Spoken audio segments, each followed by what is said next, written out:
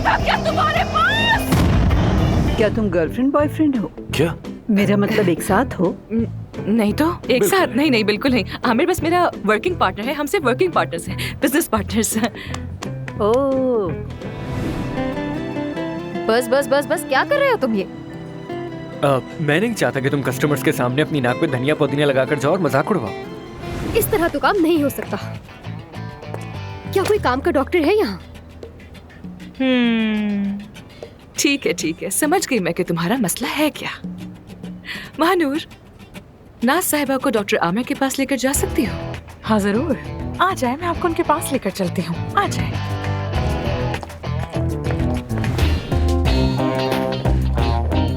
ये क्या कर रहा है? हाँ, ये एक पेशेंट को दोबारा नहीं देखता था तो फिर अब क्या कर रहा है? हो सकता है कि उसे जिद्दी लड़कियां पसंद हो।